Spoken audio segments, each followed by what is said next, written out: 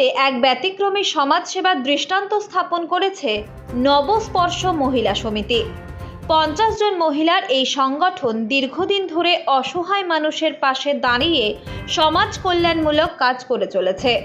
সম্প্রতি বগুড়ার নিমতলা ইটভাটায় ভিন রাজ্য থেকে আসা প্রায় 100 শ্রমিকের জন্য নিজেদের হাতে রান্না করে পরিবেশন করেন এই সংগঠনের সদস্যরা। শ্রমিকদের পাতে ছিল ভাত, ডাল, মাংস, মিষ্টি ও দই। এক অনন্য মানবিক উদ্যোগ। শুধু খাদ্য বিতরণ নয়, সমাজের অন্য সমস্যাতেও এগিয়ে এসেছে এই মহিলা দল। বর্তমান সময়ে পারিবারিক অশান্তি, বিবাহ পরবর্তী দ্বন্দ্ব, এমনকি আইনি জটিলতাতেও তারা সহযোগিতা করছেন। থানায় অভিযোগ বা কোর্ট কেসের বদলে আলোচনার মাধ্যমে সমাধান করার চেষ্টা করেন তারা। সমিতির কর্ণধার সীমা চৌধুরী জানান, এই কাজ আজকের নয়, বরং বিগত কয়েক বছর ধরে তারা এভাবেই মানুষের পাশে থেকে কাজ করে চলেছেন। স্থানীয়রাও তাদের এই প্রচেষ্টাকে সাধুবাদ জানিয়েছেন।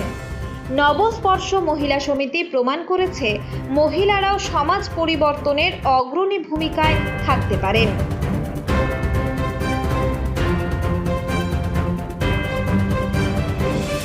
এরা যা কাজকর্ম করছে বুঝলেন, তো ওই যে যারা ছেলেপিলে বিয়ে থাওয়া করছে, অনেক সমস্যায় যদি পড়ে যাচ্ছে ছেলেপিলে, এনারা সব মিল টিল করে যাচ্ছে, ঠিক আছে।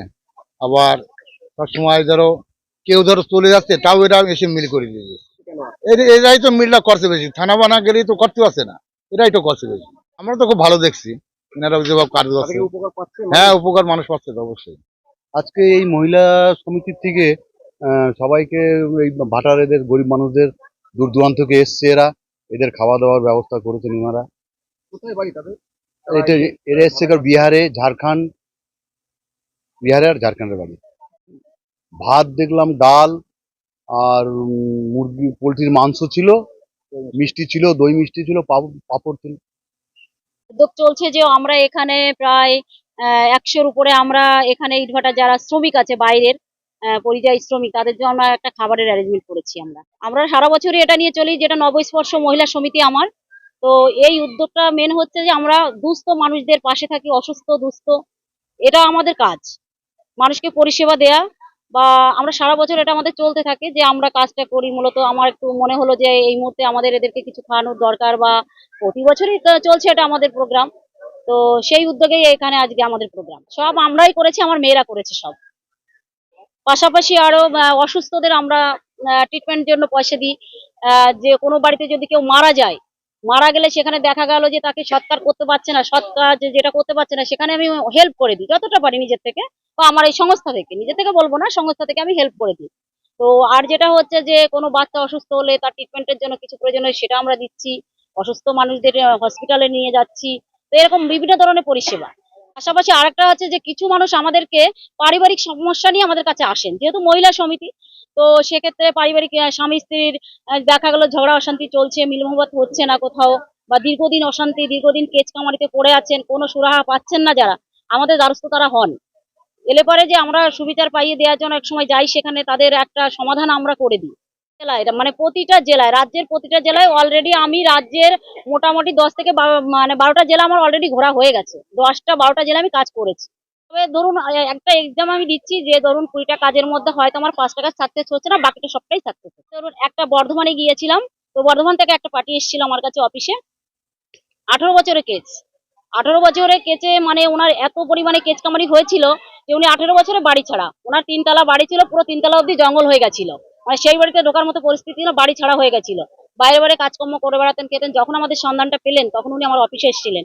এসে বললেন, দিদি ভাই আমি 18 বছর বাড়ি ছাড়া, আমার বাড়িতে জঙ্গল হয়ে গেছে, 3 তলা বাড়ি, উপর দিয়ে ঘাস হয়ে গেছে, বাড়ি ঢুকতে পারছে না। ওনার সমস্যা বললেন। স্ত্রী 5টা বিয়ে করেছিল, 5টা বিয়ে করেছে ওনাকে ছেড়ে গিয়ে, কিন্তু উনি ধরতে পারছে না, কোর্টে প্রুফ করতে পারছিলেন না। তো সে মতো অবস্থা আমরা গেছিলাম সেই বর্ধমানে, যেখানে উনি কোনো ভাড়া হয়ে সেই জানতে পেরেছিল ওয়াইফ কোথায় আছে, অন্য একজন সংসার করছে একজনের সঙ্গে। তো সেখানে আমরা গেছিলাম। যাওয়ার পরে সেখানে সেই মেয়েটাকে বলেছিলাম যে তুমি যখন সংসার করবে না, ও সংসার ছেড়ে এতদিন তুমি বাইরে বাইরে আছো, এতগুলো বিয়ে করেছো, তাহলে ওকে মুক্তি দাও, কোর্টে গিয়ে কেচকামারিটা তুলে নাও, রিল্যাক্সে ও একটা বিয়ে শাদী করুক, তুমি তো তোমার মতো করে এনজয় করছো। তখন মেয়েটা ওখানের প্রধানকে আমি ডেকেছিলাম, তো আদার্স সদস্য যারা ছিলেন, গণ্যমান্য ব্যক্তি গ্রামে যারা ছিলেন, সবাইকে ডেকে নিয়েছিলাম এবং প্রশাসনকেও ডেকে নিয়েছিলাম। তখন সবাই বোঝানোর পর মেয়েটাকে নিয়ে সেই দিনই বর্ধমান ছিলেন হচ্ছে আপনার রামপুরহাট কোর্টে কেসটা ছিলেন। আর মেয়েটা বর্ধমানের আরেকটা জায়গায় কোথায় যেন ছিলেন, যাই হোক মনে করতে পারছি না। তো ওখান থেকে ওকে নিয়ে এসে আমি সেই দিন কোর্টে নিয়ে এসেছিলাম। যে হাজবেন্ড বিয়ে করেছে তাকে নিয়ে, সেই মেয়েটাকে নিয়ে কোর্টে এনে সেই দিনে খোরপোশটা আমি মামলাটা তুলালাম, সেই দিনের দিন। আর যেটা 490 যেগুলো ছিল সে একটু সময় লেগেছিল, ওটা সময়ের ব্যাপার, কোটাপ টোটাপ দিতে হয়। তো তো সেই হচ্ছে আমার জীবনের বড় অভিজ্ঞতা, যে তাকে আমি বাঁচাতে পেরেছি। 18 বছরের একটা এতদিনে একটা কেস আমি সেই ছেলেটাকে বাড়ি ফেরাতে পেরেছি। সংসার সামলে বলতে ছেলে বড় হয়ে গেছে, হাজবেন্ড সার্ভিস করেন, তো সবকিছু সামলে আমাকে এটা করতে হয়। কারণ আমি মনে করি যে আমার সংসার থেকে, মানে আমার পরিবার তো আছে দেখতেই হয়, তার থেকে আমি যে দুস্থ যারা আছে, যারা সাধারণ মানুষ আছে, আমি এদেরকে আরো নিজের চোখে আরো ভালো চোখে দেখতে চাই, এদেরকে ভালোভাবে রাখতে চাই। এটাই আমার উদ্দেশ্য। মানে আমার যারা সৈনিক আছে দেখছেন তো, এই যে অনেক সৈনিক আছে, মানে এরা কি রাত 10টা 11টা 12টা দিদি ডাকলে বেরিয়ে যেতে হবে, এরা একটু দ্বিধাবোধ করে না, এক ডাকে বেরিয়ে আসে। আর এদেরকে নিয়েই আমার যত উদ্যোগ, এরাই আমার উদ্যোক্তা, পরিষ্কার কথা। এরা না থাকলে হয়তো আমার দ্বারাও এই কাজটা করা সম্ভব। সরকারি সুযোগ সুবিধা আমি পাইনি এখনো, তো আমি পেয়ে যাব। তো আমি অ্যাপ্লাই করেছি, সরকারের কাছে আবেদন করেছি আমি, এবং মেয়েদের কাজ দেওয়ার জন্য আমি কৃষ্ণনগর কালেক্টরেটে যোগাযোগ করেছি অফিসারদের সঙ্গে। তো ওনারা আমাকে আশ্বাস দিয়েছেন যে কোনো অনুদান এলে পরে অবশ্যই আমার যে রেজিস্ট্রেশনটা আছে ওনারা কম্পিউটারে ওটা লোড করে রেখেছেন, বলেছেন যখনই যে সুযোগ সুবিধা আসবে আপনাকে জানানো হবে, জানানোর পর আপনাদের মেয়েদেরকে কাজ দেওয়া হবে। অবশ্যই তো বলবো, তো কঠিনটাকে মানে মনের জোরে সেটাকে সহজ করে নি, এটা বলতে পারি, সহজ করে নি। আর যাই হোক আমার পাশে যারা আছেন খুবই ভালো, এরাই আমাকে সাহসটা যোগায় রাখতে হবে, এটাই বলতে পারি। এই খবরটি নিবেদন করছেন দাস এন্টারপ্রাইজ। এখানে সুলভ মূল্যে পেয়ে যাবেন বিভিন্ন নামি দামি কোম্পানির ইট, বালি, সিমেন্ট সহ বাড়ি তৈরির সামগ্রী। ঠিকানা ফুলিয়া এক্সিস ব্যাংকের পাশে। প্রোপাইটার শিপন দাস। এই খবরটি নিবেদন করছেন বর্ষাক Medicare chemist and druggist centre. এখানে পাবেন সঠিক মানের ওষুধ ও বেবি ফুড। হোম ডেলিভারিরও সুব্যবস্থা রয়েছে।